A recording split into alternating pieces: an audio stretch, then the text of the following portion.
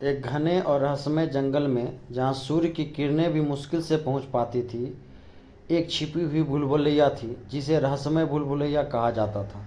एक दिन अर्जुन नाम का एक साहसी खोजकर्ता, जिसकी प्राचीन रहस्यों को सुलझाने की ख्याति थी, जंगल में प्रवेश किया।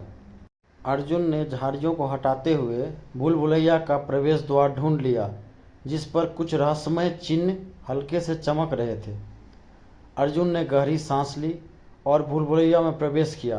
अंदर की हवा ठंडी थी और एक अजीब सी ऊर्जा से भरी हुई। अचानक उसके नीचे की जमीन खिसक गई और अर्जुन एक गुफा में गिर पड़ा, जो रोशनी से चमक रहा था। वह एक महिला थी, नीले चमकदार कपड़े में ढकी हुई, जिसकी आंखें बर्फ जैसी ठंडी थी। मैं भूलभुलैया की रक्षक हूँ, उसने घोषित किया।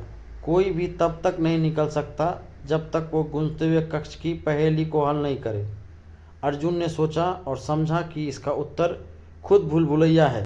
रक्षक की आंखें चौड़ी हो गई और उसने सिर हिलाया, उसे आगे बढ़ने की अनुमति दी।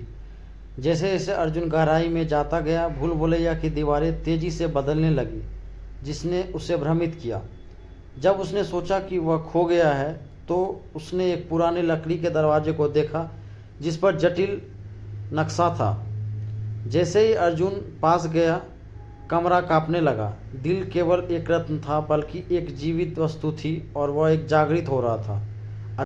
भूलभुलैया की दीवारें बंद होने लगी और अर्जुन को तेजी से सोचने की आवश्यकता महसूस हुई। उसने देखा कि दरवाजे पर विभिन्न जानवरों की चित्रकला थी। प्रत्येक की अलग अलग भावनाएं थी। उनमें से एक ऐसा लग रहा था कि वह आंख मार रहा है। उसने आंख मारते जानवर की चित्रकला को दबाया और दीवारें रुक गई। जंगल से बाहर निकलते समय अर्जुन को राहत और विजय का मिश्रण महसूस हुआ। भूलभुलैया फिर से किंवदंती में समा गई, लेकिन इस कहानी उन लोगों के लिए गवाही बन गई जिन्होंने अज्ञात का सामना किया और उसके रहस्यों को उजागर किया।